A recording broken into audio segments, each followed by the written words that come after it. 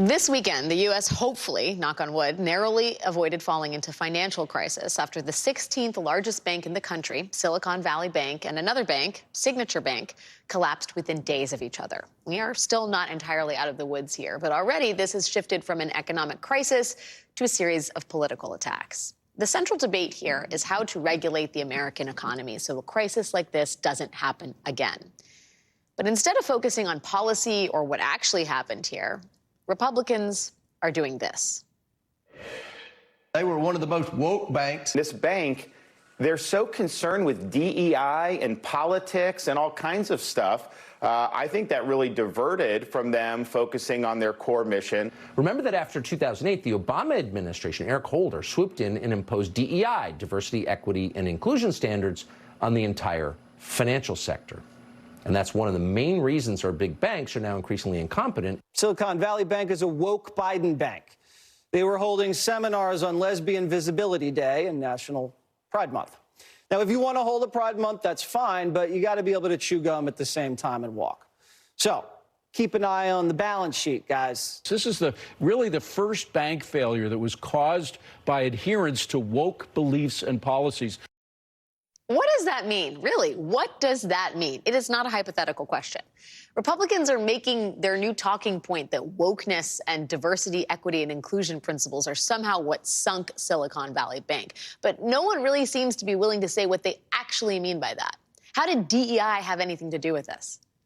For example, this is Fry the Coop, a local Nashville-style fried chicken joint in Chicago. It opened in 2017, and now they have 7 locations with an 8th, which is about to open. Things seem to be going pretty well for Fry the Coop.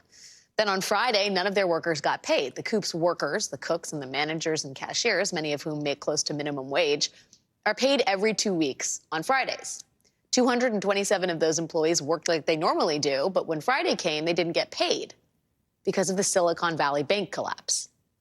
Now, Fry the Coop doesn't bank with Silicon Valley Bank, but its payroll company, Patriot Software, does. The CEO of that payroll company, Patriot Software, put out a statement saying he was, quote, ticked, really ticked about this banking debacle, which is probably the most polite reaction I can imagine in a situation like this. The CEO went on to explain that the Silicon Valley Bank failure was preventing Patriot Software from processing the payroll of their more than 8,000 clients. And that doesn't mean 8,000 workers. That means 8,000 companies with an untold number of workers, all just not getting paid. So this wasn't woke liberals melting down a tech sector bank because they had overinvested in woke companies and woke causes. I mean, Patriot Software is a payroll company that keeps the books for a fried chicken chain in Chicago. So if it wasn't the actual clientele, the businesses that SVB invested in, what is the closest explanation we've seen as to why SVB was a woke bank? Well, we saw it in this Wall Street Journal opinion column from Sunday. Quote, Silicon Valley Bank notes that besides 91% of their board being independent and 45% women, they also have 1 Black, 1 LGBTQ+, and 2 veterans. I'm not saying that 12 white men would have avoided this mess, but the company may have been distracted by diversity demands. Oh, okay. I'm not saying if white men had been in charge of this financial collapse, it wouldn't have happened, but you kind of are. And that the idea that, quote, 1 Black, 1 LGBTQ+, and a bunch of women are the reason this bank collapsed now seems to be the new Republican Party line. Joining us now is Sheila Kolhatkar, staff writer at The New Yorker, where she writes about Wall Street, Silicon Valley, economics, and politics. And she sits right in the intersection of all the things that are happening here, Sheila. So for people who don't understand where wokeness sits and where the collapse of SVB, Silicon Valley Bank, happened, is there an intersection between wokeness and SVB's collapse? Well, to put it bluntly, the idea that there's a connection between diversity policies at this bank and the bank's collapse is complete nonsense. Anyone who says that is being totally unserious. The bank was run by capitalists, yes, capitalist businessmen who wanted to make a lot of money. They wanted the bank to grow very, very fast, which is never a great idea for a bank. Remember, banks are supposed to be kind of boring. Yes. And they did all sorts of things to rapidly increase the amount of money they had on deposit at the bank. They catered to Silicon Valley companies that were in the midst, frankly, of a bubble. They were getting tons of cash from investors because interest rates were very low. There was all this easy money. And they just simply did not look carefully at the risk that their company had taken on through this business model. And that is why this happened, pure and simple. It seems to me, just from a layman's perspective, that part of the reason the Republican Party wants to frame this as a woke versus not woke issue is because it avoids having to answer the more fundamental questions about what we do in terms of bank regulation. Do you see it that way? And do you have a sense of what the Republican Party's platform might be on the question of regulation and deregulation, given its past history? I think the GOP is in the middle of a bit of a kind of identity crisis, to put it mildly, right now, and they're trying to figure out what their relationship is in terms of their brand with the business world, with big business, big money interests. Traditionally, the Republicans favored policies that kind of drove the rewards of society towards wealthier people. Executives and CEOs running companies, they wanted to cut their taxes and implement sort of trickle-down policies that benefited them. But now, all of a sudden, they've realized that can be a political liability. And President Trump and others have showed them that actually bashing business can help with certain voters.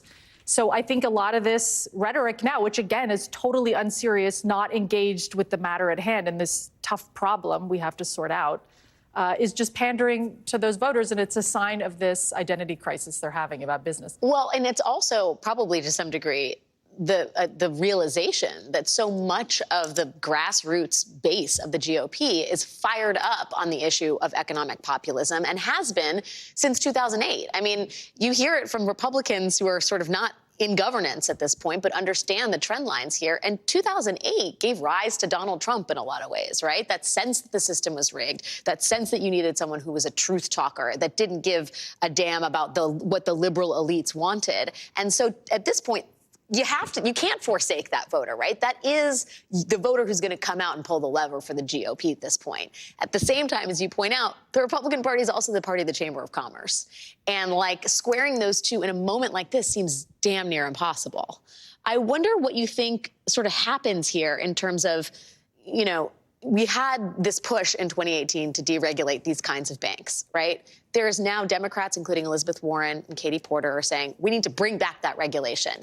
Do you think that finds a home in a bipartisan fashion in this current political climate? Well, I think the collapse of these two banks certainly gives really kind of valuable ammunition to the Elizabeth Warrens of the world. She can kind of say, look at this disaster. It could have been avoided, possibly, if we'd required this bank to be more conservative, which basically would mean the bank is required to just have more cash available if things get a little tight, and not just max out their risk profile, assuming everything will be wonderful forever and plan for a rainy day. They did not do that. So I think it is a good time to try to revisit those issues. But yeah, you can never say for sure. It seems that a lot of Republican lawmakers, when it comes to these financial regulatory issues, they will flip-flop depending on which way the wind is blowing. We've seen this with other issues, like with antitrust reform in the tech sector, for example. Some of them are against it. Some of them are for it. They don't know what they think. I think you're going to have a little bit of that now, but it's a good moment to go in there and at least try, because rolling back those regulations was clearly not a great idea. What of DEI? What of diversity, equity, and inclusion? Because we know Ron DeSantis has made going up against Disney and its policies. I mean, going against ESG and DEI initiatives across the country has become, a banner under which a lot of Republican conservatives want to march. Can they be effective in forcing companies to adopt more retrograde policies in terms of, staffing and inclusion? Well, it's interesting because they used to be the party of small government and laissez-faire economics, and you let everyone make their money and free capitalist markets and so on. And now they're wanting to kind of tell companies what to do, what they can teach their own employees. Can they even give them diversity training? It's a little bit of a flip-flop for them. But I think the reason they have all glommed onto this anti-woke agenda. Is they feel that it's working, at least in some small sector of their voter rolls, and it plays well on Fox. I mean, you have to remember they're all trying to create content and talking points for their media channels. I mean, that seems so obvious. This is all just meant to kind of go viral on right-wing social media. And as long as they think that it's working for them, I think they'll keep doing it, even though it is clearly kind of insincere and completely unhelpful in terms of actually addressing the underlying problems, which could, yes, continue to lead to bank failures.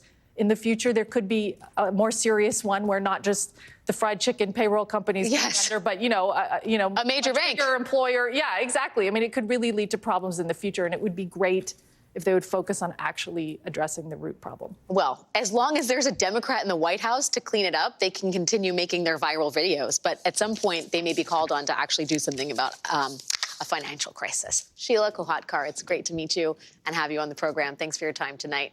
Still ahead.